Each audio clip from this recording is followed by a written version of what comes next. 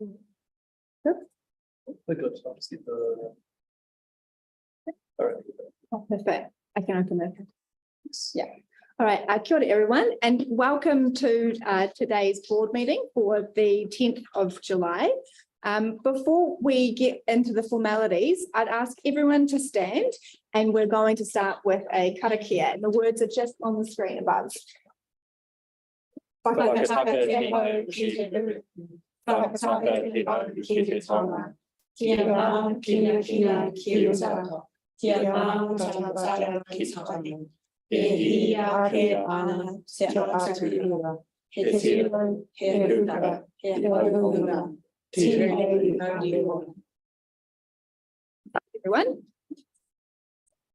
So, to start off, I just want to acknowledge some of the people that are on Zoom, and we also are live streaming this as well.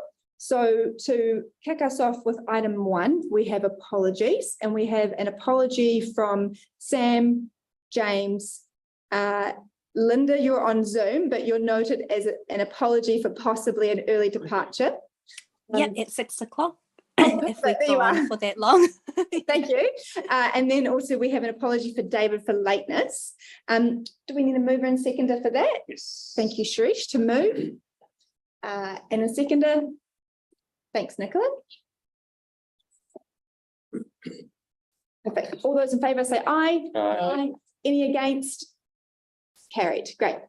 Moving on to item number 2, declarations of interest. There were no declarations recorded, but I'll just ask around the table and on Zoom if there are any for the agenda that we have. No. And then item number 3, confirmation of the previous minutes. Would someone like to move the minutes from last month? Thank you, Shrish. And a seconder. Thanks, Nicola. Great. All those in favour say aye. Aye. Any against? Carried. Kia ora, David. All right, moving on to item number 4 for public forum. So we have 2 public forum here today. First up, we have Stephen Wood. Stephen Wood, are you present? Thank you, Stephen. So with public forum, we're not in a position to make any decisions, but we would love to hear what you have to say, what you're going to present. You have 5 minutes, and those 5 minutes include questions as well. So when you're ready, you're welcome to begin. Is there a presentation, Nate? Coming up.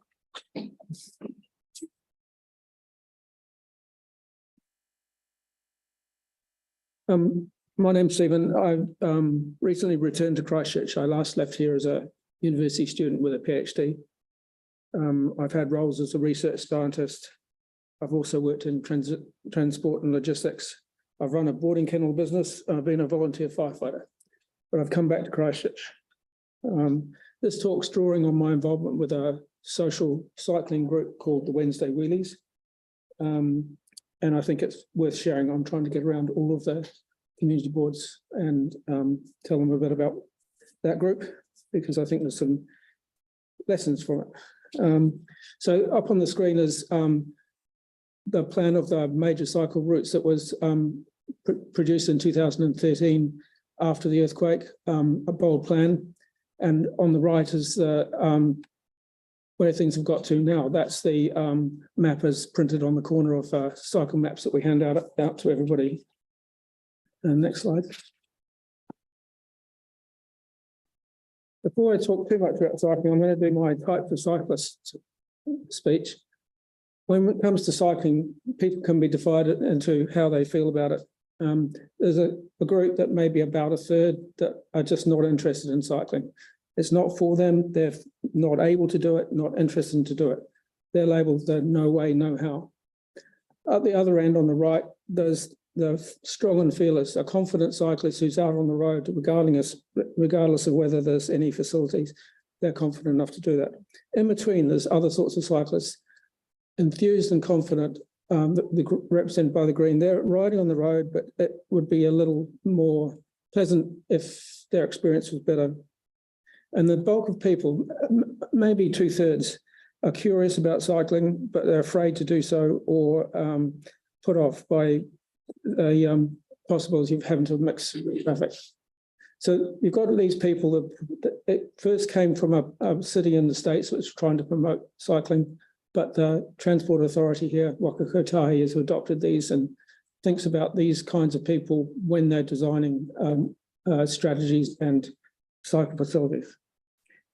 If you think about how those people would feel about using cycle infrastructure, it'd be very different. The confident people might be quite indifferent about it, and the people that are nervous be very, very keen on it. Next slide. So I just described the Wednesday Wheeler groups. It's a social, go back one please. It's a social riding group. It rides on Wednesday mornings. It's supported by the St Albans Residents Association and Spokes Canterbury. It rides out of the St Albans Community Centre. Because it's Wednesday mornings, it's generally people that are not employed.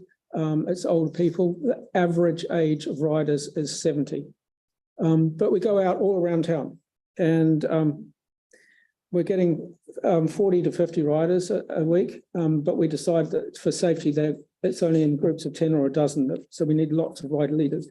So I'd only been going to a few weeks before I was asked to be a ride leader. Next slide.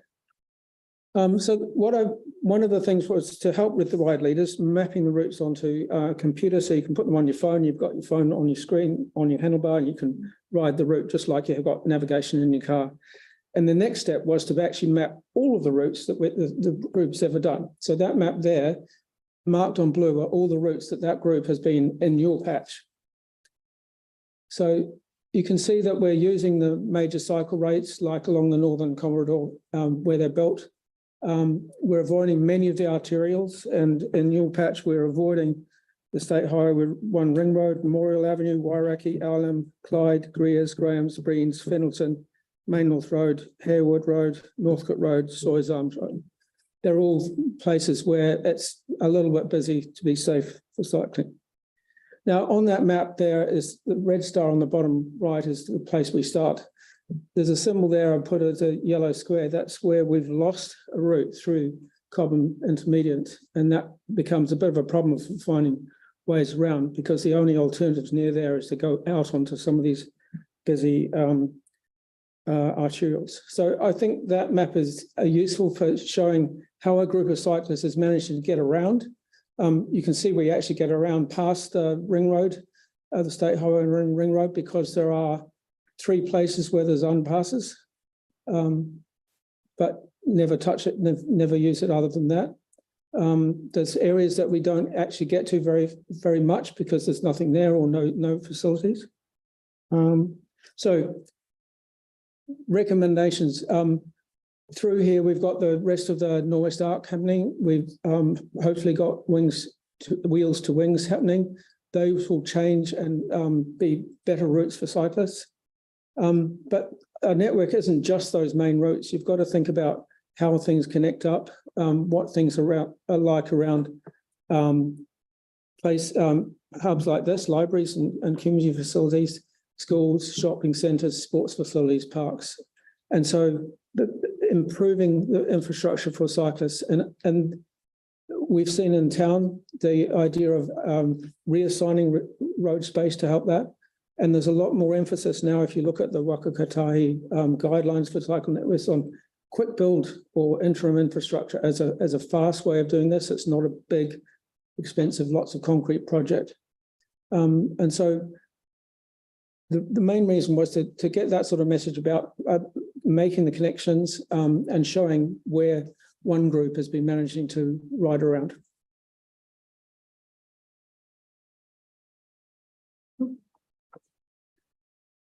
Sorry, is that the end of your presentation? Oh, thank you, fantastic. So Stephen, I think you've got maybe 1 minute for questions. If anyone has any questions for Stephen. Yep, we've got 2 already. Aaron. Oh yeah, hey, thanks for that, Stephen. And these are good because it shows us the actual movements and stuff. Yeah. Until now, I didn't realise that everything we're basing our cycling plans off is the Gala report. I've heard of the interested concerns because am skeptical of those numbers. So I slip into the 1%, which are red. I thought they'd be green. But the 1%, I'm happy to ride anywhere, no help. I switched the colours around to match what NZTA are using at the moment. The graphic I had different colours, so I switched it around to match NZTA. Okay. Oh, that's interesting that you chose to do that. So, but the Gala one is that's out of Portland, Oregon. And I note that their numbers have dropped in cycling, which is a little bit alarming. But why have we not done our own? Is my question. Because we're spending billions. The idea of those categories is pretty universal. I think they've done surveys, and there's actually the Boku have got a annual survey of attitudes to cycling, and so that is a published report. I've just got a notification or seen a notification that that's come out. Because I see that used all the time, but nothing that refers to New Zealand. My Kotai have adopted these categories, which is weird in itself, because their own New Zealand are a lot better at cycling than Americans. It's different. Yeah, I've ridden in the States. Yeah, and the one thing that is different there is people give you a wider berth. Yeah. Sorry. Sorry. We're just saying because of suing. Anyway. Yes, that's part of it. Yeah. And we've got David and then Jason. Look, just a compliment. Well done on that. I also did note that there was a section between Ireland and what will be Burnside. Soon we'll be able to have, if I'm reading that map correctly, the new cycle route that will be going in around through Rangi Road and that'll be the Norwest Arc. So that'll be good to see that there'll be because there is almost a bit of a wedge out of the Cape linking up those two. So that'll be great to do. And look, I guess another one would be that once Wings to Wheels gets out there, I've been up at the Johns Road Harewood thing and use the underpass. But if you go past there and you want to get out to other things, if Orchard Road actually connects up with Sawyer's Arms Road, that makes it a bit easier. Otherwise, you've got to follow the ring road and use the roundabout to get onto Sawyer's Arms. There's an intersection there that for some reason hasn't been connected up. No, and well done on the average age, everyone. It's great to see that. Yeah. Jason. Cool. My grandfather's a member of my father-in-law, sorry, he's in the Wednesday wheelies with his electric bike. He loves it. A question from me, just looking at the Norwest Arc, and I think we may have discussed this a little while ago, there's like a gap along the train tracks where everyone has to kind of somewhere between around the K and Casebrook. Do you know why there isn't the cycleway that wasn't I don't know. There are some areas where Kiwi Rail has been playing pretty hard ball. Okay. Good Kiwi Rail. Yeah. And I think that's one of the big cost overruns too. It's been Kiwi Rail. Yeah, because it's connected up just about the whole way along that track, and then there's that big square on either side where people have to go. I was up there last week with the Wednesday wheelies, and they because we went to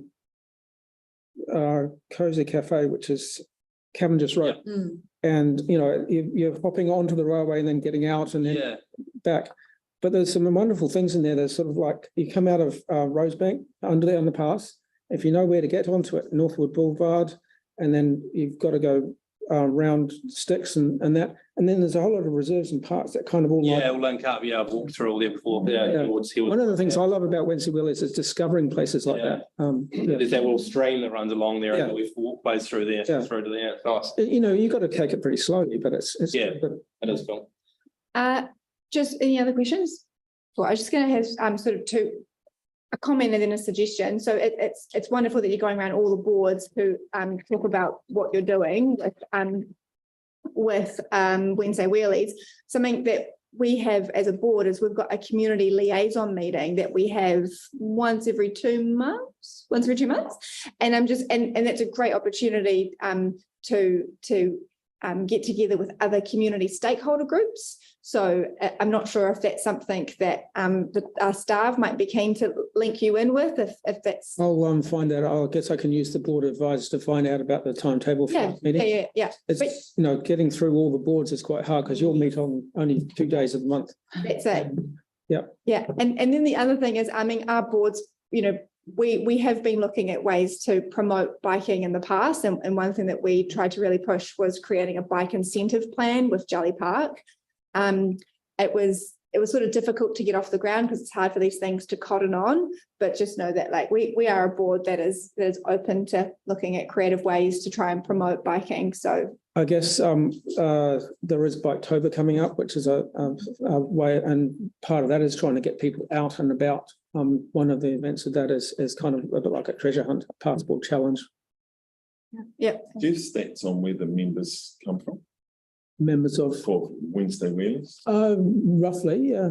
Because it'd be quite nice if in your presentation was saying, hey, look, of the 600 people that have taken this per year, 180 are from your ward area or that kind of stuff. Yeah, I was going to try and gather that, but never got around to it. But yeah, because that's the thing. We take them out on something like a 30K ride. 90% of them have actually ridden to St Albans first, then they do the ride and they ride home. Yeah.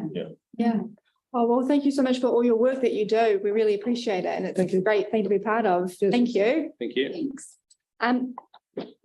And you're welcome to leave as well, Steve. You have to stay for the whole meeting.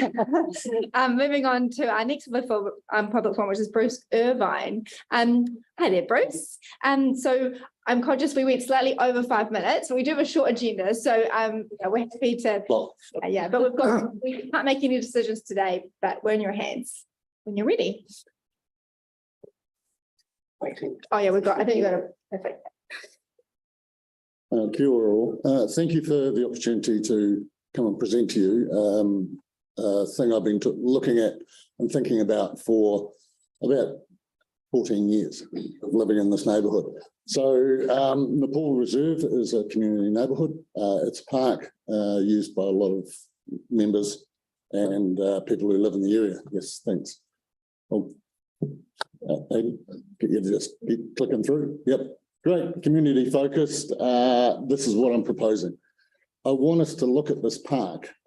Thanks, Ed. Oh, yep, lots of bullet points. Okay, a little bit of history, current activities that are going on, future concepts, and how do we get there? And then finally, who am I? My name's Bruce Irvine. I'm a resident. I live in this area. That's my house marked on the map. I use the park. I can't tell you how many times I've walked around it for rehab, for walking my dog, for walking with my wife, and enjoying the park in itself. But what I'm also is a senior advisor for Fire and Emergency New Zealand, and I have a little bit of a tweak in this presentation relating to that and how we can resolve and solve and educate people. So thanks. The history, that little red dot up there is my home. Dating back to 1880. It was fundamentally grassland, but prior to that, if we notice on this plan, two large forest blocks, one in Papanui and one Deans Ave. Yep, next one. So a little bit of a close-up. It's grassland, predominantly burnt out, either European or pre-European, but only small clusters of native bush in there, but there are. Papanui was a native bush. So yep, next one. That is my property in the middle of a lake. That was Lake Brindle. It's now, was a racetrack, was used with race cars blasting around the lake. So it's had multiple uses over the years. And the next one is, yep, my property and what it is now. So what I'm looking at trying to do is get you to develop this into something more, and given its history and the opportunity for where we can go here. Yep, next one, very quickly. Okay, current activities. Yep, next. Okay, primary function, it's actually a water retention pond. It's designed to three lakes, retain water from the neighbourhood. Over 50% of the park is designed for that activity. It's one of the best, in my opinion, that I've seen compared to modern developments. It's flows, it's soft, it's planted partially. Yep. There's a playground for 0 to 5-year-olds. I've had my granddaughter there. There's another playground, 5 to 8 year olds and some older kids who tend to play. There's a pump bike track, I think it is called, with a squirrely bit in the middle.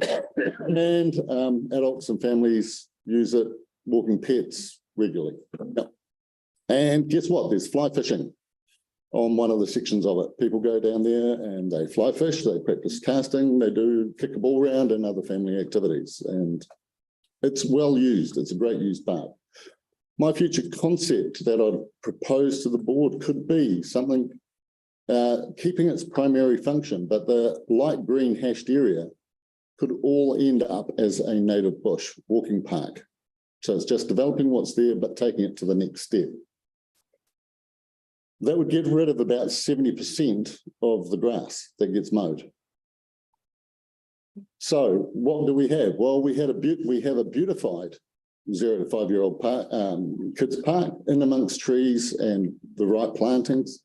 We have a playground that could be retained or repurposed into a hardcore area for a different age group that's not managed. That's about the 11 to 15, 18 year olds. They're not catered for within the park at all. The children's bike pump park could be have different plantings around it instead of grass, resulting in lower maintenance. Walking for adults improved. We could have a native forest. We're getting 70% of the park could end up as a native forest walkway. Adults' activities would continue. The creation of a picnic or grass-seated terraced area for meetings, concerts. The marker indicates a scale of 40 metres, so there's a requirement of how close you can put activities to boundaries, but is that appropriate if you're going to forest most of it? Because the forest itself is a sound barrier. Yep, next one. We're just about there. So what am I doing? Well, I'm presenting to you. You're the decision makers at some stage in the future. I want to have an opportunity of engaging with the community. I'd like to consider the development with council staff, what they would look at, try and seek the interest in community funding from a raft of organisations, and then come back to you with a go, no-go community board decision. Yep, last slide, I think we're just about up to. So the results would be increased public utilisation, wider public groups being able to use the park, increased diversity in flora and fauna. This one is the key one here, community ownership and an education project. Fire and emergency is all about low flammability planting. I'm not saying that we're going to plant low flammability planting everywhere, but it's how we plant plants to produce a low flammability environment. We have 5 to 6 fires in this park, in the grasses that are planted right next to walkways. It's the last thing we want to do. We'd like to encourage and educate about low flammability planting. Yep. Reduce CO2 emissions. Hey, if we're not mowing 70% of it, we're reducing CO2 emissions and we're absorbing them into the environment. Reduce maintenance costs. So again, we're saving money in the long term, but plants are more expensive. I totally acknowledge that. Plants are more expensive than grass, but not in the long run. Okay, so this is a long focus. And reduce the risks of fires and adverse events within the park. If we do it smart, if we do it the way that we can reduce risk, we can then beautify the park and increase its use at less activity and at less risk. That's my presentation. Last thing, I'd just like to acknowledge a couple of people on the last slide that I've engaged with. So Grant Campbell, who's a technical advisor, ex-doc. Wolfgang from Botanic Gardens, who's worked with on a couple. Karen has provided me guidance and got me in front of you. So thanks, Karen. And Elise, who's also given me some advice at this early stage. So. Thank you so much, Bruce. What an impressive presentation. We've got 2. And that was, sorry, 7 minutes. That's all right. That's right. We've got a short agenda. So I know people will be eager to ask some questions. Aaron and Trish. Yeah, first up, gutted it's not Waimāero. This would be easy to champion. So 100% agree with you. I think we've got too many parks. We've got over 1,000 parks and reserves, and I think we should be kicking a few of them into bush. So talking to our communities, it would be the way to go. and you sound like you want to do all the work for us, so that's even better. And then get buy-in, so, because not every park would be converted, but a handful across the city and turn them to native bush, and then the little pocket parks of bush, and just a number for you. Anthony Shadbot, who's from our planting team, and does great native landscape stuff. $10 per plant, essentially planted.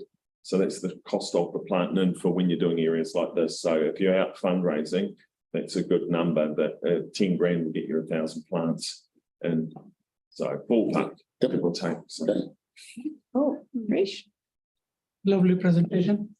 I've been to this reserve several times, and I think it's fair to say ever since West Park has grown, the park has become even better used and more, community owned. So thank you for putting the presentation. You will certainly have my support as long as I'm the elected member. So, and I'm in that. Good caveat. Yes. Any other questions for Bruce? So Bridget, what would be the way forward on this? How's it's gonna? Yeah, What do you reckon? so Karen's already been in touch with our park people who have come back sounding quite positive. So it's just continuing those discussions with them. We could do something from this meeting as an action to them that. Should we link Would in it keen someone for like it to be- Anthony or someone like that who's? I think there's quite a few people Areas. that could be pulled into it, looking over at our arborists. But yeah, we could do just a note from this public forum today that the board are really keen to progress things and work with the staff and community for it. Yes, Just a Jason. question, is it also something like, depending how far much progress gets made in the next couple of years, when the next board plan comes around, that, we can help prioritise and raise the profile of it, if it is something that, your board might want to put as a priority on the board plan? My board. Your board. Yeah, absolutely. It would have been an ideal board plan priority, but your board plan is not set in stone, so as things get finished on your current priorities, if one comes off, you can add a new one. Oh, So there you there is go. that, but I mean, just because it's not on the board plan doesn't mean you can't continue. working on No, it. but just. And you've also got your better off funding to think about as well, which one of those priorities is around increasing the tree canopy. So there are options there to be looking at. I mean, if we could do this one in each ward and over the next term, say, have it underway, but that was the direction we would go, that'd be a massive achievement. Would be. We found one park in each ward. I mean, wouldn't that be amazing? The other people to be aware of is Eco Action Trust, who do a whole lot of replanting in the red zone. Yep. So that's a cohort of people out of a whole lot of schools, and so just on outside Cross College, they're all across the street, that section there, and they do tens of thousands of seedlings, native seedlings. Season, so. Thanks, David. All right, well, I think you can tell we're all really eager to support. Thank you. And yeah, it sounds like you're connected to the right people. So we're here to help how we can. So yeah, just keep us in the loop, and would you be the go-to person from from that link? Yeah, great. Yeah. All right. Well, thank you so much. Thank you very much. Yeah, Thank thank you. you. Yeah. Cheers. Very exciting. All right. Moving on to item number 5, deputations by appointment, which we have none, which brings us to item 6, presentation of petitions, which there weren't any. Now we come to staff reports. So this is item number 7, and we have Tony to take us through that. For Dunmurray Place.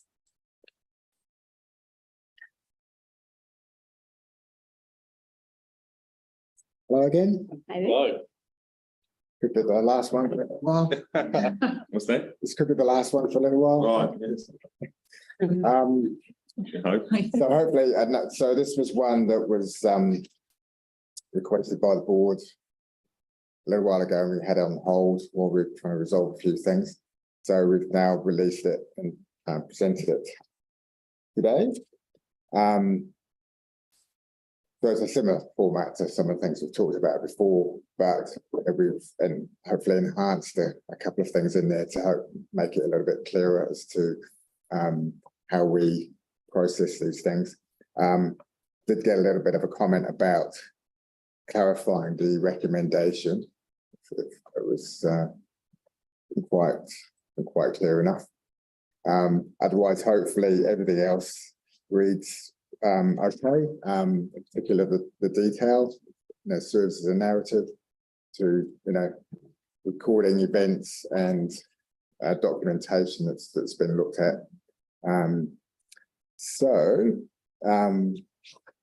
I guess in summary, yes, it's another case where, we've received an application to remove a tree and we've looked at it and from our perspective, the tree is okay.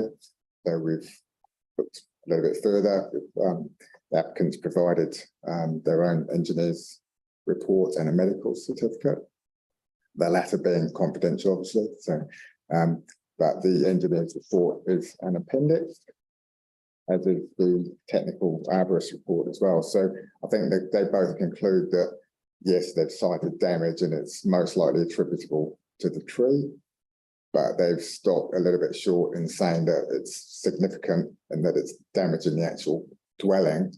And that really what we're looking at is damage to the driveway, which, for the residents is obviously a concern, but it's something that can be remedied.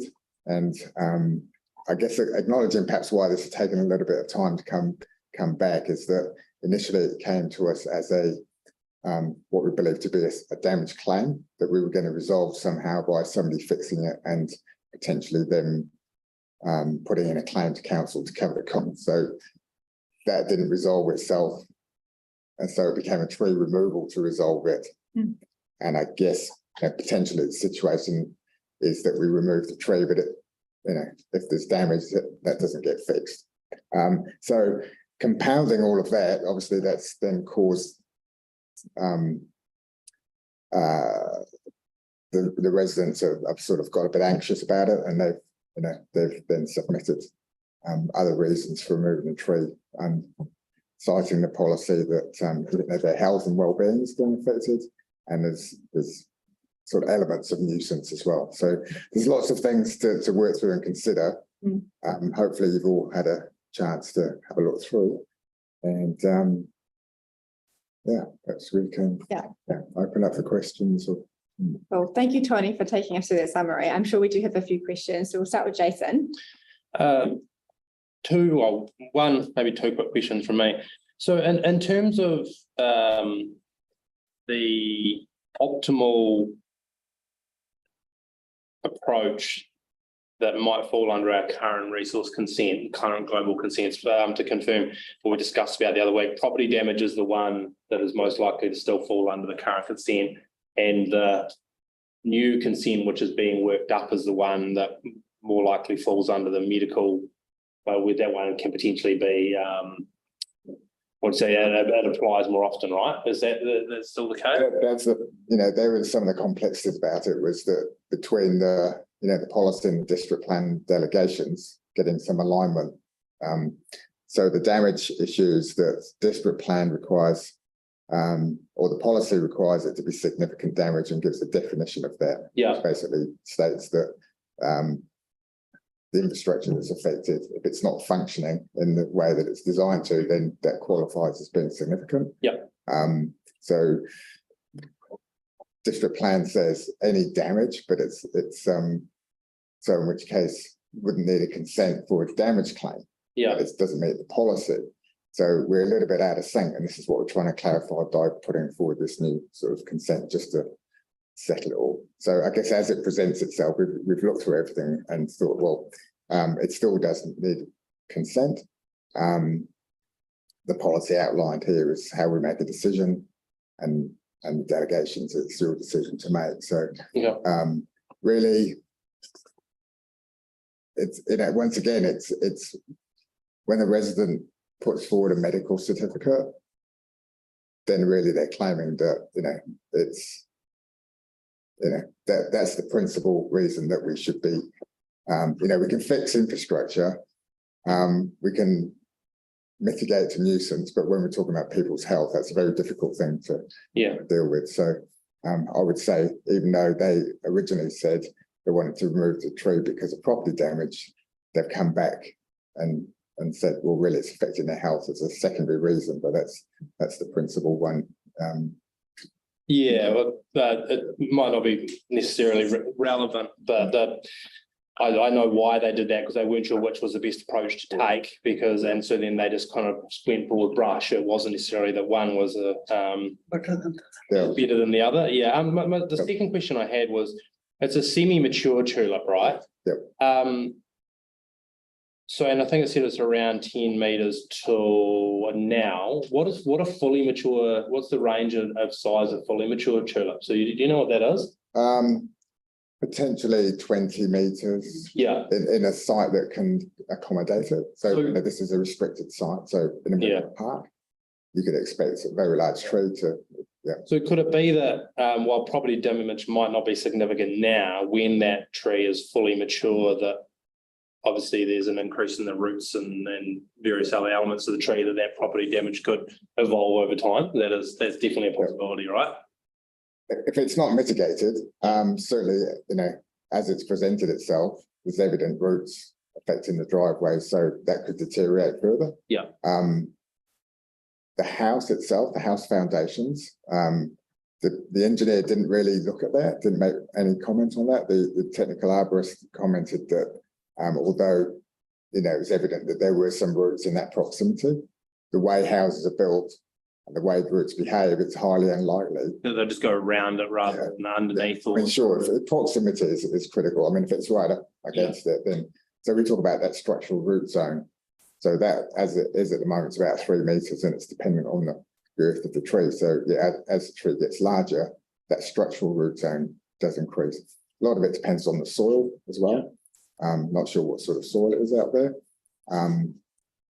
So there's lots of dynamics, but yes, the tree could potentially, it's only semi-mature and it's got potential to grow further. Okay. So any negative effects are likely to increase if not mitigated in some way.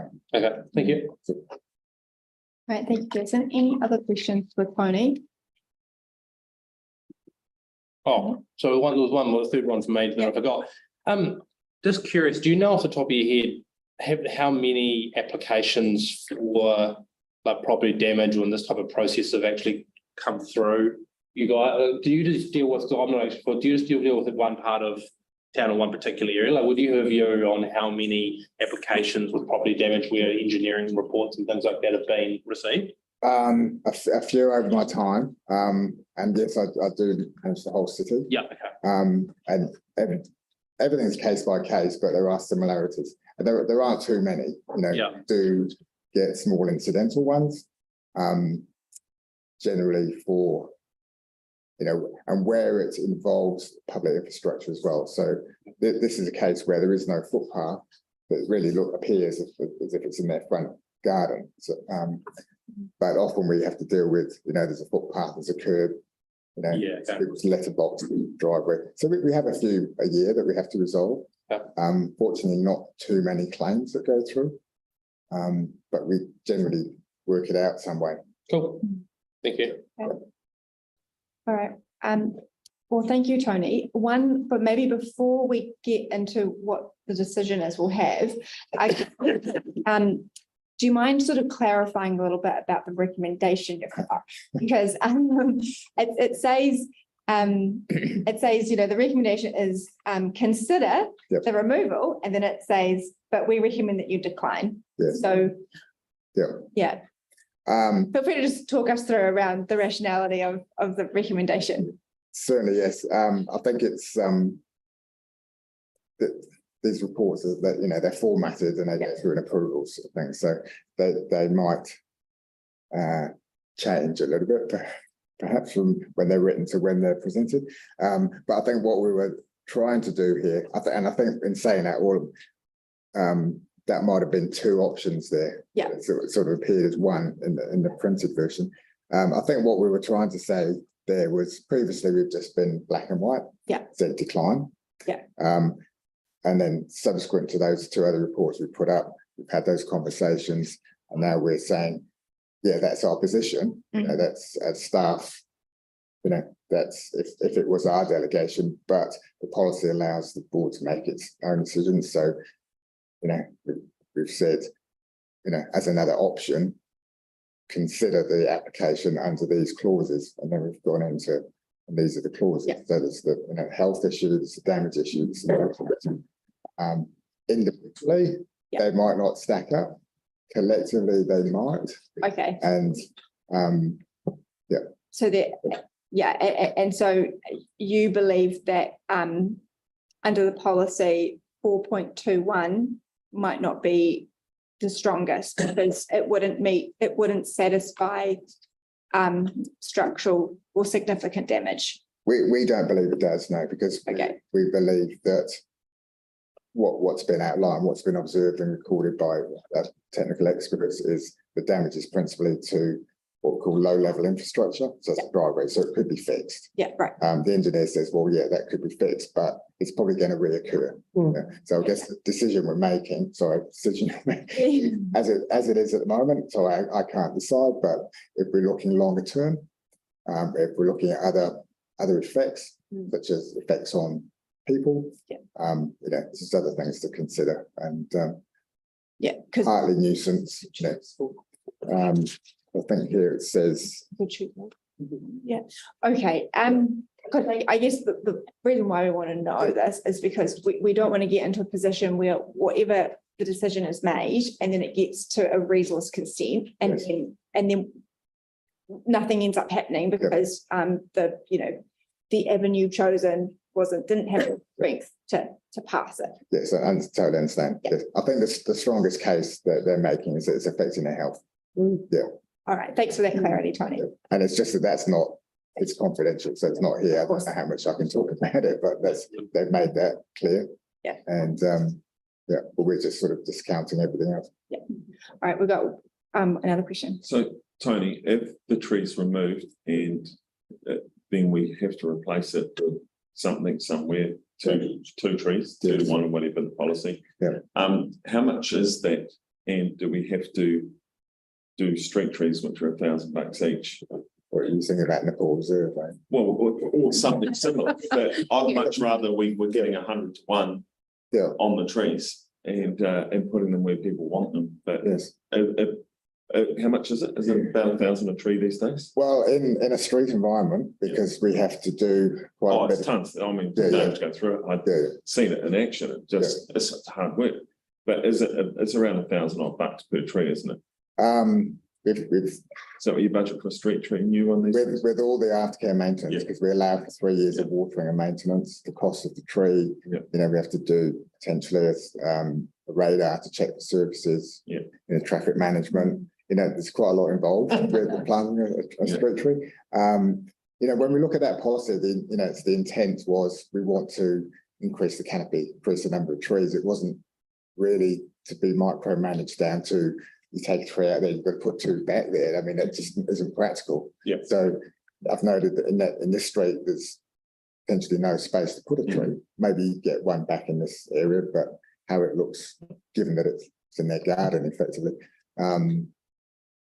You're looking around the street or in the next park. So it opens up possibilities to look at it at a macro scale of overall, across the whole city, we've got 70,000 street trees. We've actually increased that number in the last 4 years since we did our activity management plan.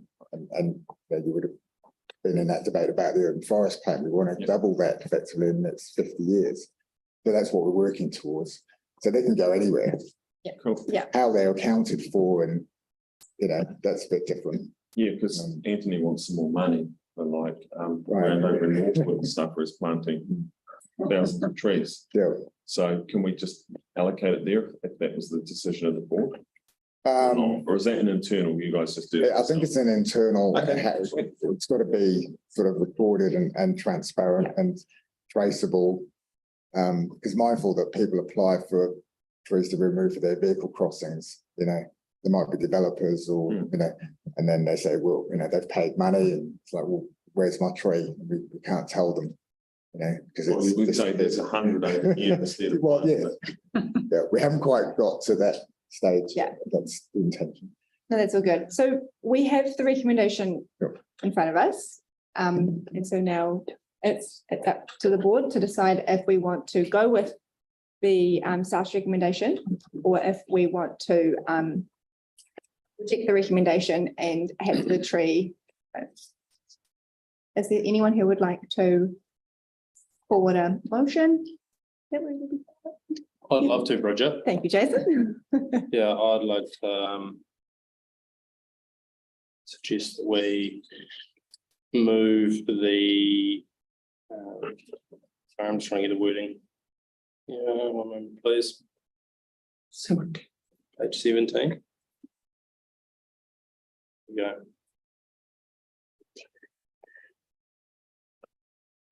Cool, here it is. It goes something like that. There we go. That's better. Do we want to? Sorry, now this was one. No, I think we cleared this up, but The medical it one. Yeah. wouldn't. The medical one, but would it harm the application if it includes the other ones as there as well? It can be 20.20 plus 0.21. Yeah, yes, I mean, I think once again, when we wrote the tree policy, we were trying to be quite, not prescriptive, but be quite definite about people's reasons for wanting to remove trees in a sort of singular way. But I think the way people have interpreted it is that they shotgun it, they use everything, to get it resolved. So we're considering all, and the way we presented these now is that we're considering all three, because that's what people basically say come in their applications. Perhaps whilst you're deliberating that, I can give you an update on that consent. I've just got the draft copy here, which got to read through and just. This is the global consent. It is, yeah. Okay. Yeah, so we're just making some progress on that. So the context of it is to cover applications specifically, for these cases. Yeah. Oh. So. Well, one question about part 2 or number 2 there of the resolution, in terms of asking that the resident not be required to pay anything. If it came back and there was a payment, would there be any potential that if it would come back to us because it said no, someone like council isn't willing to pay? I don't want us to get roadblocked necessarily. It's a board Delegation. It is a board, so we can. Okay, well, that's just what I was curious about, because I was almost happy to say that you can almost say Jason was willing to pay personally if the council not. It's up to the board to decide if they ask. Say is, we don't agree with their decision, we wouldn't make that one. Yeah. And they can do that. But Okay, I'll happy to move. All right. that motion. Thank you, Jason. Thank you, Aaron, to second. Do you got that? Cool. All those in favour say aye. Aye. Any against? Oh, I think that was it an aye, Linda? Yeah, that was an aye. Okay, cool, great. Any against? No, carried. All right. Thank you so much, Tony, for all your work on this. Hard work. Yeah, Not easy. we appreciate Hope we reading don't that. drag you in here again. Too soon. one of the worst jobs in the city. We appreciate, I'm looking forward to reading the global consent, so you can leave it with us and we'll read it tonight. Yeah, no, it's internal at the moment, and it's just a draft, but it was really just to say, as. So do you have a timeline on that now? When it's likely to Well, be? we said it was going to be we're aiming for September, weren't we? Yeah. July. So Still on track. yeah, still like it's on track, yeah. Okay, great. Got a draft already, so that's good. Yeah, thank you so much. All right, moving on to item number 8, which is, Happy to move. yeah, this one's quite straightforward. But is there anything you'd like to tell us in? All right. Yeah, Oh, when I first read it, I thought it was to start with, you first glimpse it, I thought it was our building, and I'm like, But- that's cheap rent. It's not going to cover the insurance, but then I'm like, oh, they own it, it's all right. They own it. They built Go. it. It's all theirs. Yeah, Yeah. it's just nice, it's just It's- perfect sense. yeah. No, I've used it. Yeah. Locked 3 kids. Yeah, thank you. all right. Then, yeah, would someone like to move then for item 8? Second. Yeah, Or that we'll do Aaron and then David to second? unless Nicola wants, because she's had so many babies there. Are you all right, David? Are you all right? Yep. No, it's fine, David. No, no, no, It's fine. no, no. Okay, You hear the next one. cool. All right, we've got Nicola, you to second. All those in favour say aye. Aye. Right. Any against? Carried. Great. Thank you. Thank you so much. All right. Item number 9, the Community Board Area Report. See, Tony, in your next life, get a job like that. It's so much easier. Blanket buildings and stuff. And stuff like that, yeah. Yeah. Yeah. Okay, Thank you. thank you, Bridget. I'm happy to take the report as read and answer any questions you might have. Once again, just highlighting some of the awesome stuff that Nat and Karen and Lisa are up to. Amazing. Well, Jason, you have a question just about some of the stats, or have they sort of? Yes, so I think Aidan's noted it to go and ask, but I was curious to know why Fendalton's water supply tickets was double that of the rest of the ward. Because they have 195 tickets for water supply and 93 and 83 for the other two wards. So I was just curious on what's driving that, if we can find that out. Yeah, and we're sure what does water supply mean, like? Sure. It Hobby covers a whole boxes lot of and- things, yeah. I remember the age. Technically one of the oldest wards. That's what I was wondering. I'm thinking that's it, but Yeah. but then there's could be further questions. Further out we asked on go. that is, so what's the replacement plan and why is that suddenly? Yeah.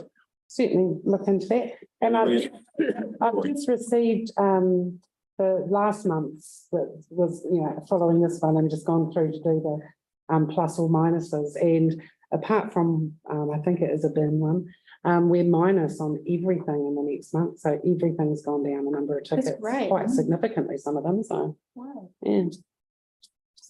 Weather's been too bad, so we haven't been leaving the house maybe. Yeah, possibly. Is it because the new financial year has started and they No, have this just is, ticked a it's the few things off? report for June that I've Oh, just done. sure. So, yeah. Oh, all right. Okay, well, I'm happy to move the report. I'm happy to say. Thank you, Suresh. All those in favour say aye. Any against? Carried. Thanks so much thanks everyone for your work on that. And then moving on to item 10, elected members information exchange. Would anyone like to share? I had something in that pre-meeting that I said I wanted to share in the elected members Yeah, information what were you exchange, and I've saying? forgotten about what it was. What was it? Oh, no, because we found out about it, because it's in the It's the report. regeneration. Oh, yeah, yeah, that's right. What was that one?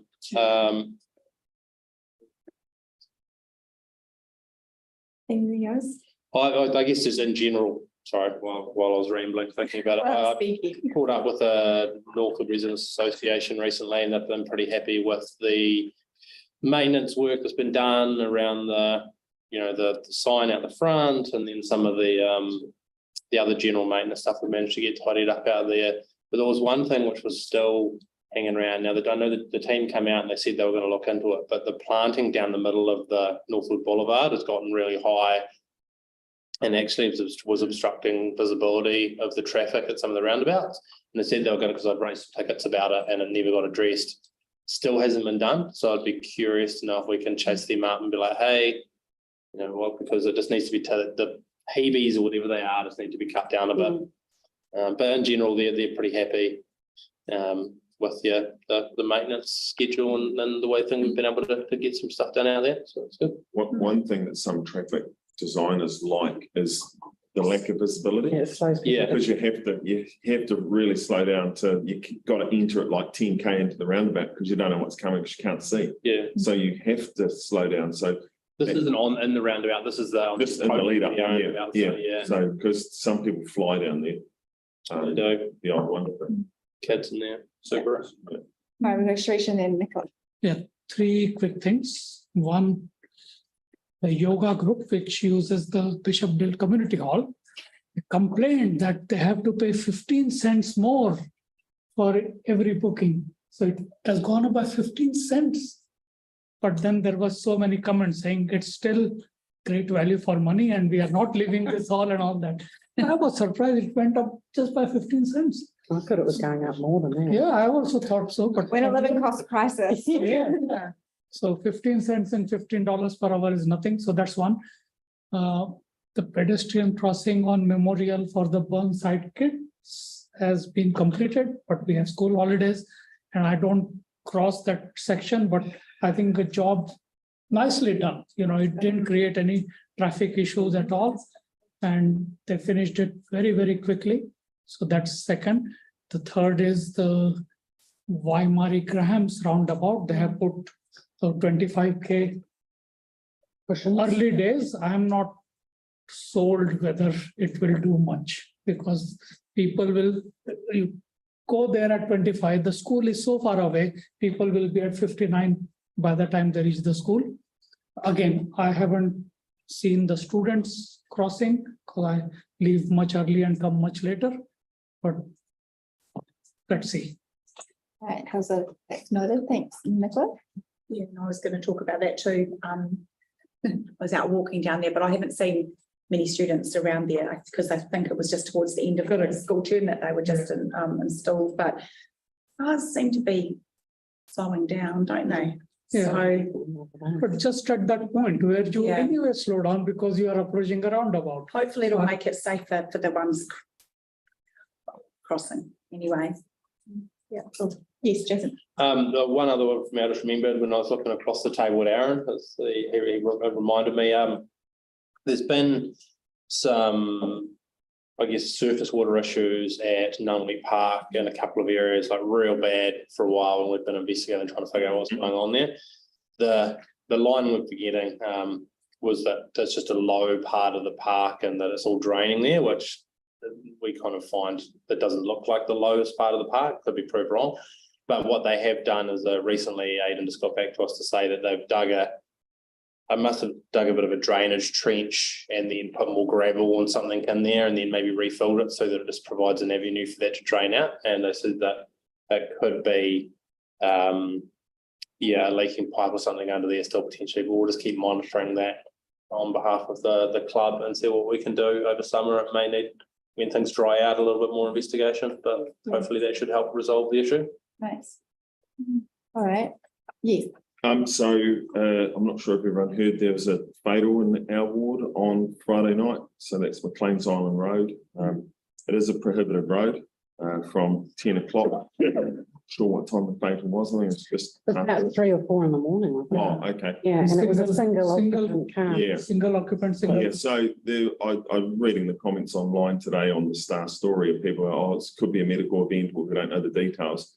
Just text the police. It's an 18-year-old. So I'm not sure how you get a full license at 18. Can you? You can, yeah. You can, okay. So, but it's an 18-year-old and looks like speed most likely had something to do with it. So, yeah, but they're not meant to be there anyway. No. So, I don't know, I'll raise it again, but we've kind of at least got a fatal this time to raise it, but and I don't mean that flippantly, it's someone's dead. What do you mean, like about shutting the road or something after, or? Well, it is, it's a prohibitive road at 10 o'clock at night. Physically shutting it as opposed to just. Can we, I'll ask the traffic team, can we digitally shut a road? So You're saying. put the signage up and have cameras, say that there's high def cameras here. The road is closed, you going through, you will receive a fine. Every single person that's not meant to be here will. So people go, oh, shit, that's different. But let's take it to the next step because you can call them prohibited roads. People don't care. They go down there and do burnouts. And I'm not so much worried about people killing themselves or their friends. That's what people do. But it's the Arana Park for me. If there's a fire, they have to, if Arana Park catches fire, there will be animals that will get shot. And then the public, there'll be an outcry like you will not believe when they start shooting animals because they're going to burn to death. It's in a forest. It's just a really bad situation all round. And I don't mean that flippantly about people killing themselves or their friends because that's their own choice, but it's not the choice of the animals to die. That electronic signage thing sounds like a really good idea. Like, is that something? Well, just with cameras, but just so that I don't know, but let's ask the question and it's a prohibited road for a reason. Because things like this happen at scale. I mean, this kid's family might want to join a campaign to enforce it because It wasn't a stop back. who does it? Who dies on their own? Thanks, Aaron. I you noted that. Yes, thanks. Thank you. I've only got two things. One is, it's just, as you know, I don't need to share one thing, it was just about attending the chairs training session, which was great. But the other one is, Keep Christchurch Beautiful Awards are still open. So I know a nomination was received on behalf of the board. Thanks for putting that through, Karen. But if also as individuals, we can also nominate any school, organisation, or any individual that's doing great things around beautifying Christchurch.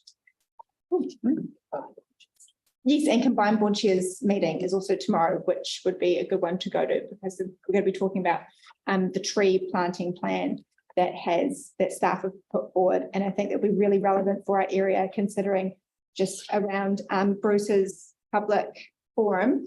And yeah, trees are a thing for our ward. It'd be good to attend. That's tomorrow at 5. On Zoom. The combined community board briefing, Yeah. not board chairs. Oh, yeah. It's not, anyway. Trees may be Yeah. a problem for us in the wrong place. Yeah. In the right place, like the presentation. We love that trees. was there. We love trees. Let's knock ourselves out. Yeah. Let's turn it into bush. Yeah. Cool, but outside old people's homes. Yeah. Sounds weird. Here's issues about putting forests in the middle of residential areas. Wouldn't need advice on that. Yeah. All right. Well, we've got our final karakia. So, Aidan, do you mind putting that up on the screen? Thank you. Before we officially close, everyone could stand.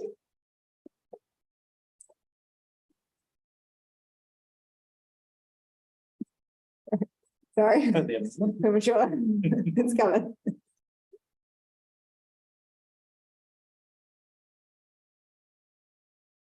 Thank